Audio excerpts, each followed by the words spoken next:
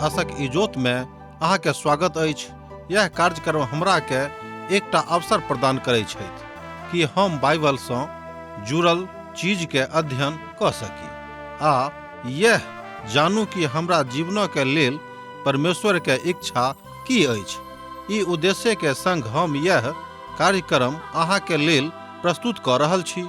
कृपया क देखू आ सुनू ताकि परमेश्वर अहाँ के जीवन के मार्गदर्शक ठहरे।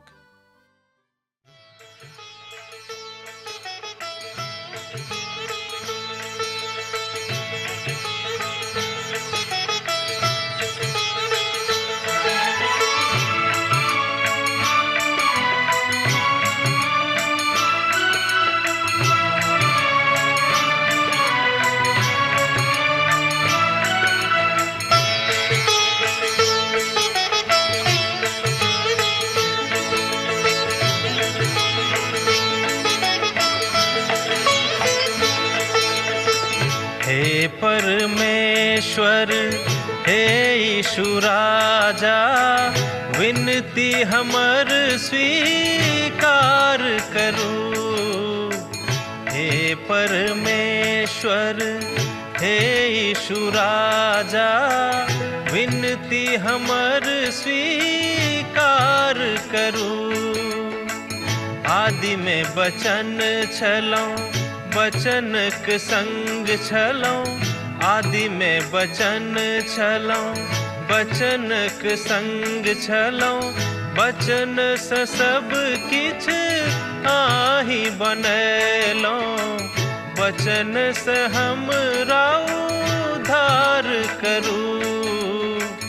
हे परमेश्वर हे यीशु राजा, विनती हमर स्वीकार करू।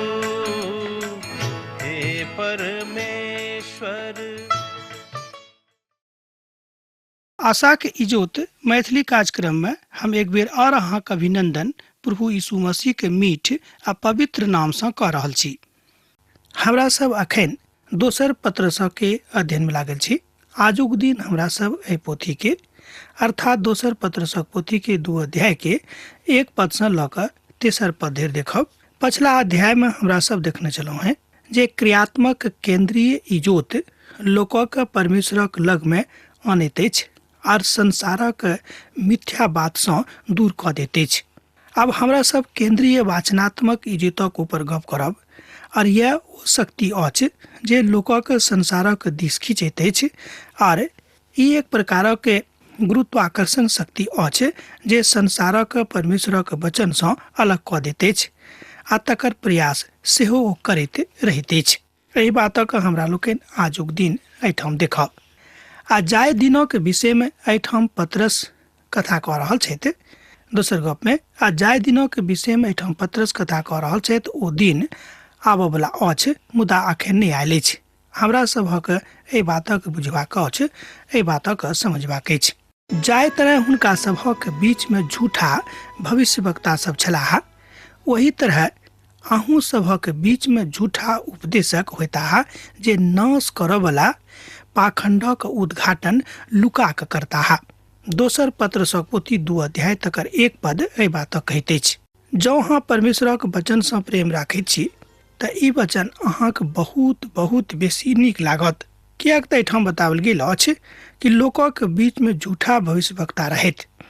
पतरस यहूदी सभक लिख रहल छथि जे सब विश्वासी बनि गेल छलाह आ जिनका सँ ओ गप कऽ रहल छथि ओ सब इस्राएली छलाह।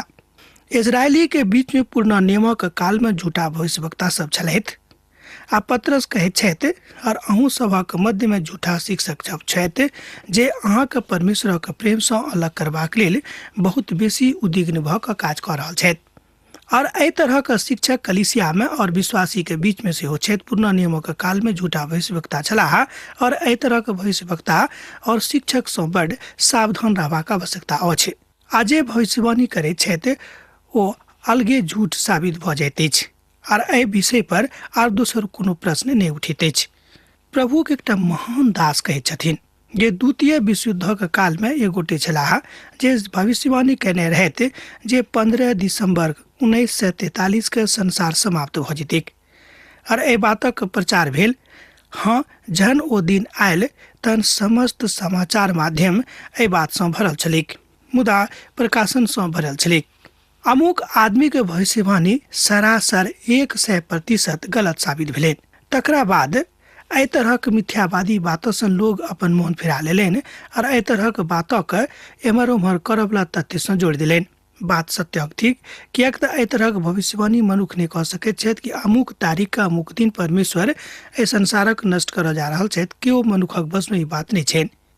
आ तकरा बाद बहुत ठाम एहि तरहक भविष्यवाणी भेलै कि जकरा विषय में केओ विश्वास नहीं करैत छथि।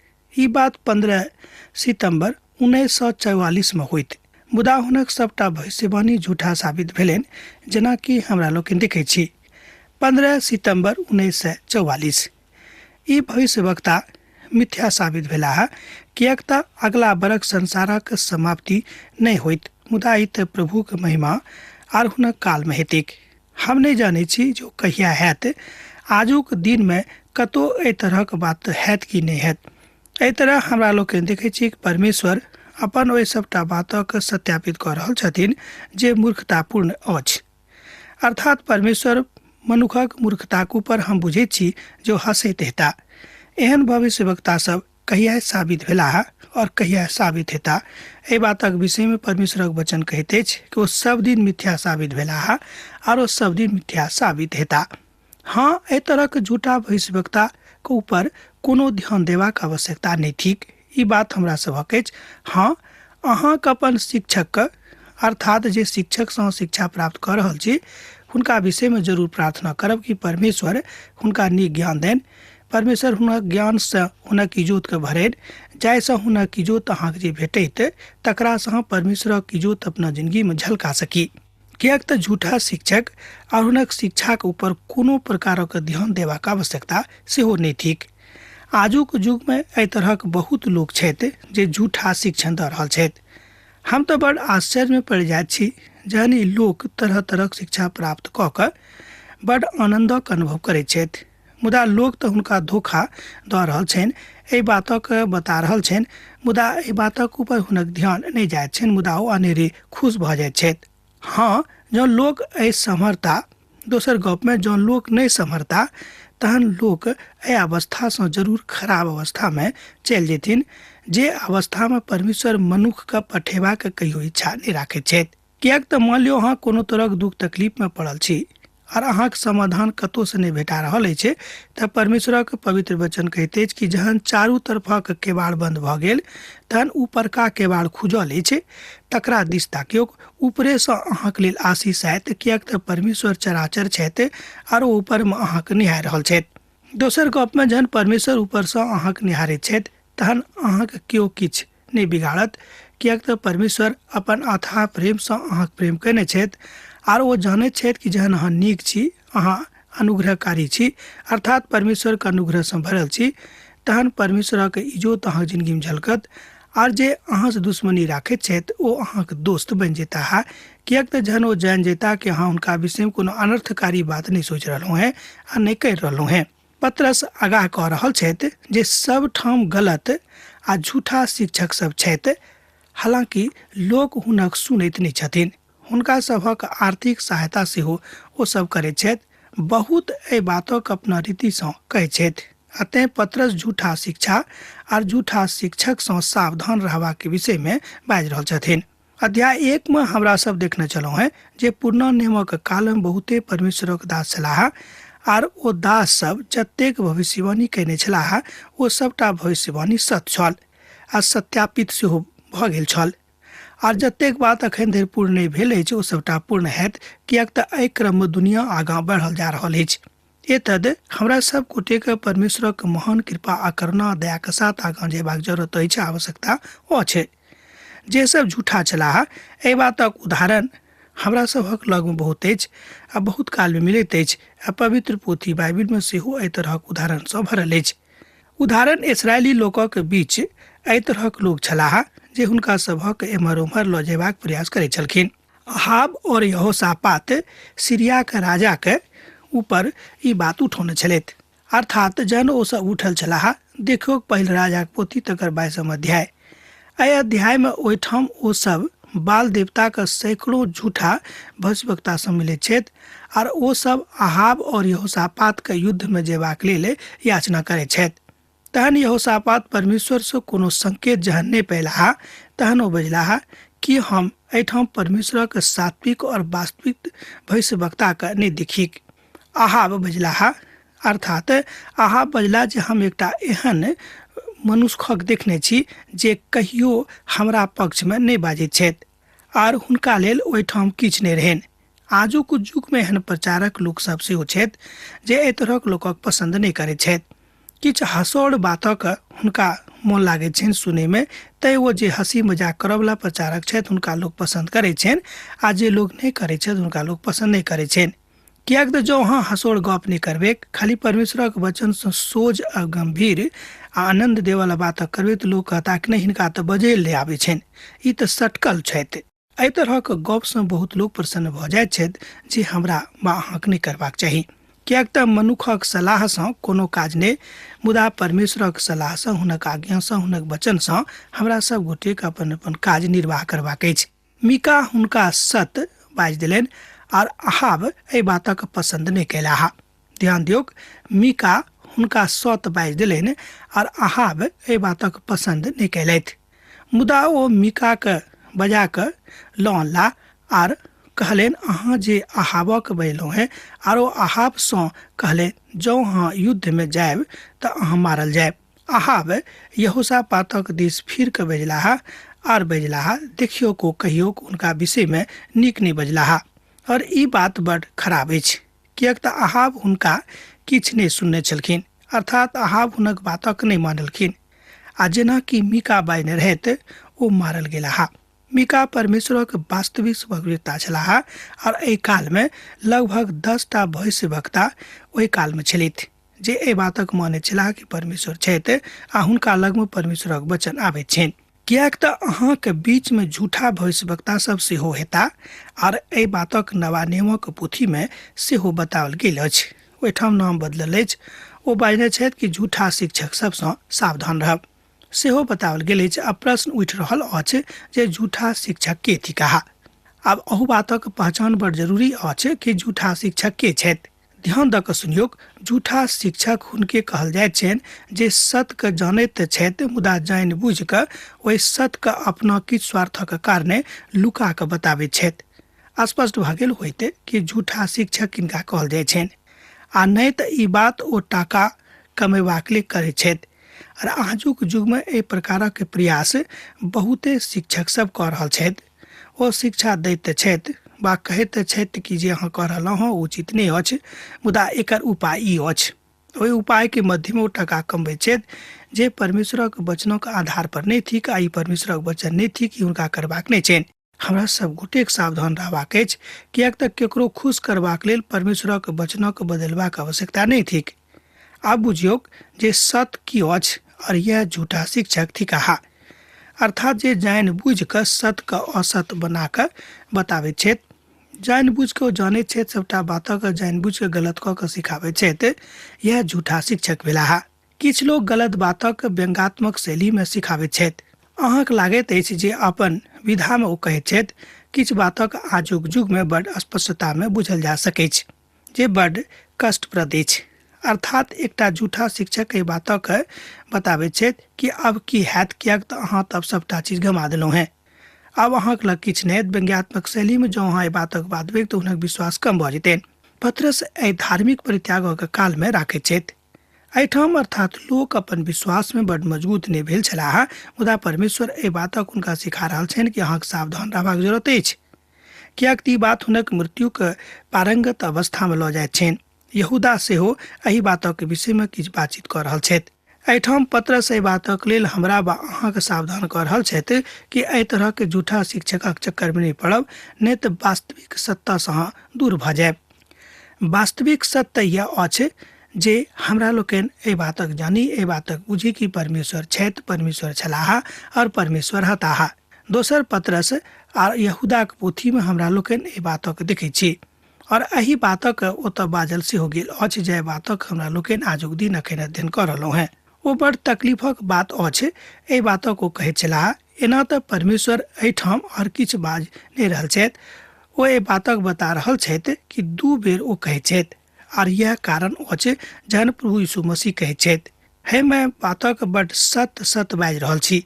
प्रभु यीशु मसीह एहि तरह अपन बातक कहैत छथि, हुनक शैली इएह रहनि कि हम एहि बातक बड़ सत सत बाजि रहल छी जे हम पिताक बातक बड़ ध्यानपूर्वक कहैत छी और ओ बात अहाँक लगमे पहुँचा दैत छी। हुनक की कहनाइ रहनि जे हम बड़ सत सत बाजि रहल छी, अर्थात यह काफी अछि। अर्थात एहिसँ बेसी और दोसर कोनो शैलीमे बजबाक जरूरत नहि अछि, किएक तऽ पिताक दिससँ जे हमरा भेटल अछि, जे हमरा भेटाइत अछि, तकरा हम अहाँक लग राखि रहलहुँ हेँ। ई सत सत हम अहाँसँ बाजि रहल छी, एहिमे कोनो मिलावट हम अपना दिससँ नहि कऽ रहलहुँ हेँ। जहन प्रभु यीशु मसीह एहि बातक एहि रीतिसँ कहैत छथि, तहन हमरा सब तऽ मनुख छी, हमरा सभक और कोना एहि बातक विचार कऽ कऽ बजबाक जरूरत अछि। हमर विचारमे एहिठाम अध्याय के प्रथम पद में झूठा भविष्यवक्ता के बड़ स्पष्ट विचित्रण पावल गेल अछि, देवल गेल अछि।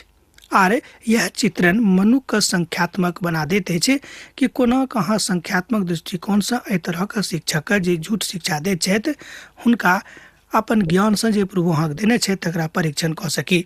किएक तऽ प्रभु यीशु मसीह के छोड़ि कऽ और दोसर केओ नीक शिक्षक नहि भऽ सकैत छथि।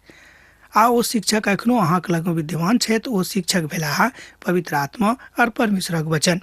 किएक तऽ झूठा शिक्षकक लेल कोनो अर्थ नहि राखैत अछि। ओ अर्थ का अनर्थ कऽ कऽ अहाँक सन्मुखमे राखि देताह और अनेरे अहाँ तकलीफमे आबि जायब। ई बात हुनका सभक नजरिमे कोनो कहबीक जकाँ नहि अछि, सेहो नहि राखैत अछि। हम बहुत बरख पहिने एकटा एही तरहक बातक देखने छलहुँ हेँ। एकटा रूढ़िवादी कलीसियामे प्रचार करि रहल छलहुँ हेँ, जतऽ लोक सब परमेश्वरक वचन सँ बड़ प्रेम राखैत छलाह।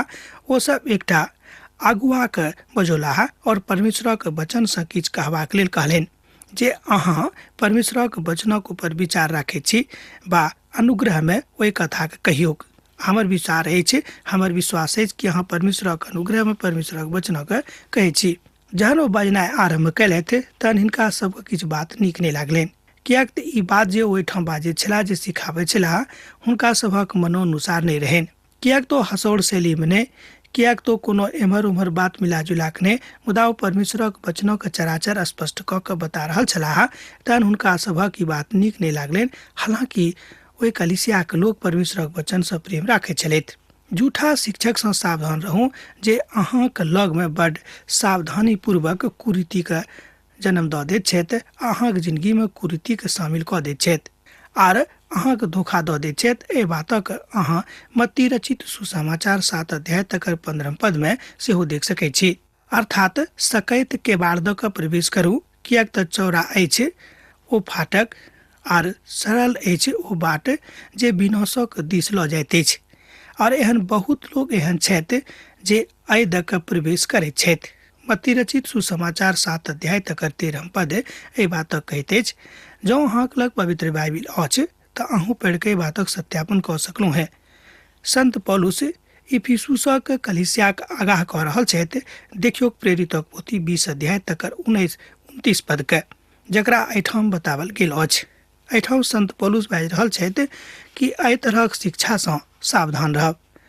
हम जानैत छी जे हमरा गेलाक बाद फाड़ेवाला भेड़िया अहाँमे आयत जे झुंडक नहि छोड़तिक।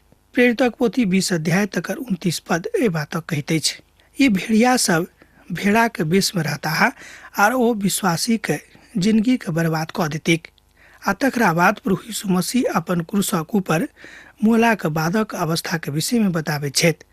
तहन ओ एहिठाम 1000 वर्षक अपन राजक स्थापना हेतु एहिठाम एहि धरती पर विराजमान हेताह और हुनक स्वर्गीय राजक एहिठाम स्थापना कयल जेतैक, किएक तऽ परमेश्वर स्वयं एहि राजक राज करबाक लेल एहि धरती पर विराजमान रहतैथ।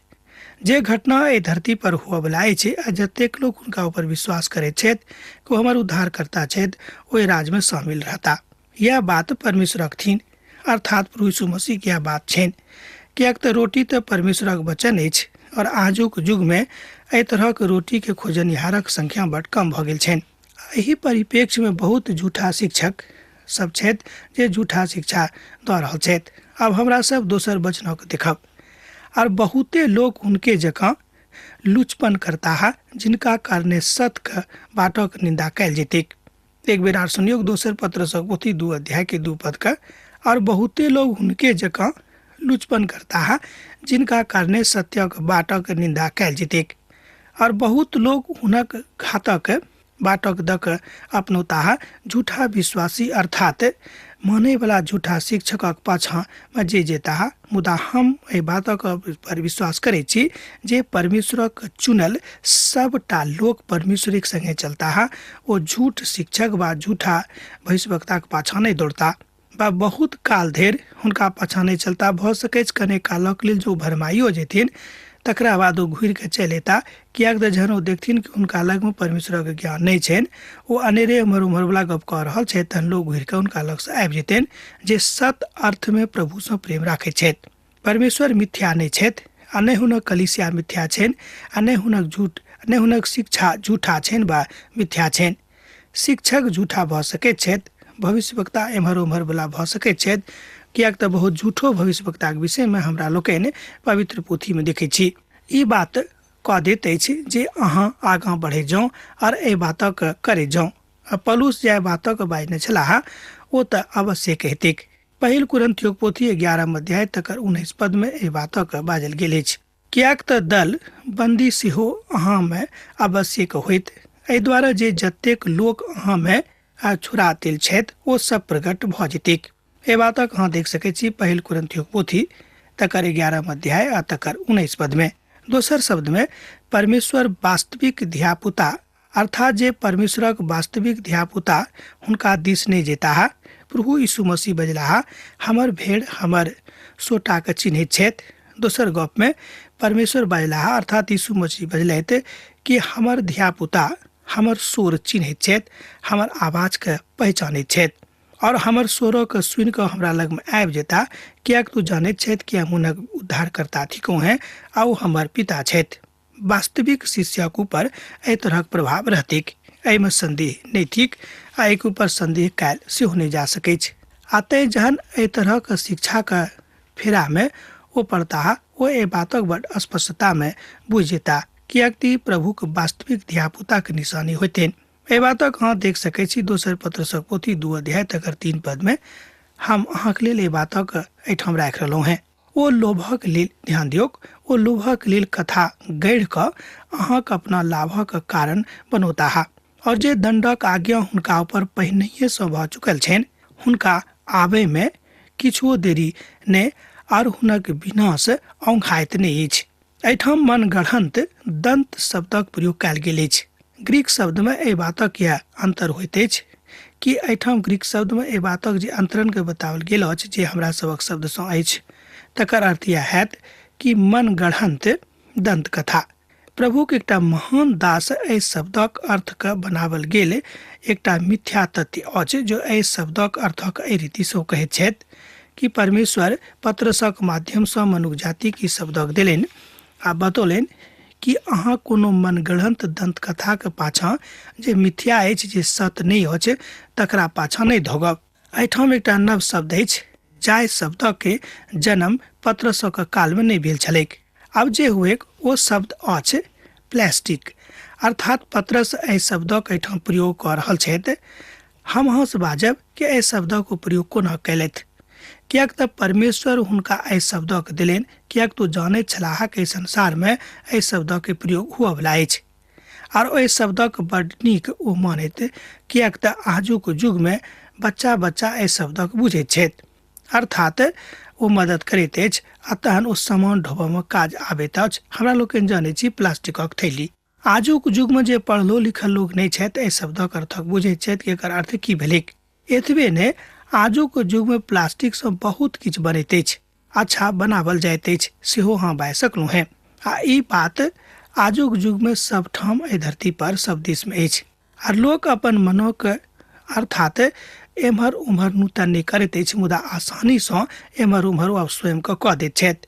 तहन ओ सब प्लास्टिक शब्दक प्रयोग कऽ रहल छथि और एहि रीतिसँ ओ लोकक धोखा दऽ दैत छथि। यह बड कारण शब्द अछि, अर्थात ई बड कारगर शब्द अछि जे मनुष्यके सावधान कऽ रहल अछि कि अहाँ एम्हर ओम्हर नहि जायब, किएक तऽ परमेश्वर जे अहाँके बाजने छथि तकरे अहाँके करबाक अछि। पतरस बता रहल छथि जे झूठा भविष्यवक्ता और झूठा शिक्षक मनगढ़ंत शब्दसँ अपन बातक रखताह, जेना कि भेल प्लास्टिक शब्द, जे शब्द बड मान्य नहि मुदा अमानल शब्द अछि। ओ एहि शब्दक प्रयोग ओहि लोकक संगे करताह जिनका लगमे एहि शब्दक प्रयोग ठीक बैस तक नहि अछि, किएक तऽ ओहि कालमे एहि शब्दक कोनो प्रयोगात्मक प्रयोग नहि छलनि, मुदा ओहि शब्दक प्रयोग कयने छलाह जकर कोनो आत्मिक अर्थ नहि होइत अछि। ओ एकठाम किछु एहि तरहक लोकक करताह जे ओहि कालक झूठा नबी आ झूठा भविष्यवक्ता सब करैत छलखिन।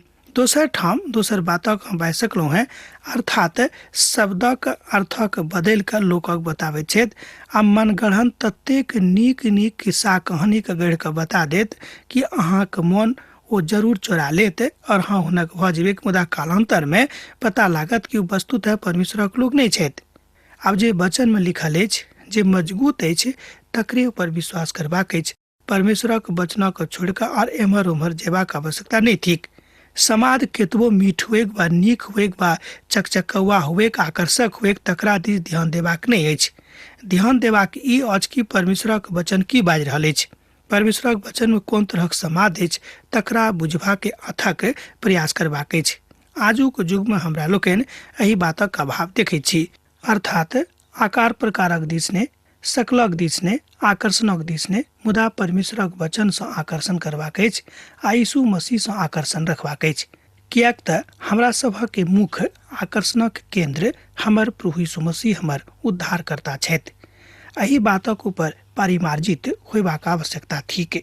जेना कि हमरा सब नव शब्दक प्रयोग देखलहुँ एहि अध्यायमे, जे आजुक युगक बड चिरातन सत्य नहि थिक। अब आजुक अध्ययन हमरा एहिठाम समाप्त करबाक आज्ञा दिअ।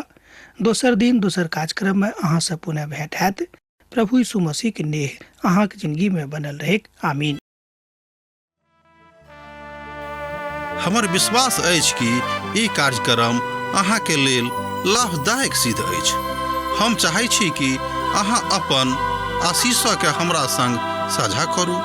जँ अहाँके नजीक बाइबलसँ आ जीवनसँ सम्बन्धित कोनो प्रकारके प्रश्न भऽ सकैत अछि तऽ अपन समस्याके लेल प्रार्थना करबाके लेल जँ चाहै छी तऽ हमरा फोन नंबर पर जरूर संपर्क कऽ सकैत छी। परमेश्वर अहाँ सबके लेल एकटा सुंदर, सुखद, आनंदित दिन प्रदान करैक।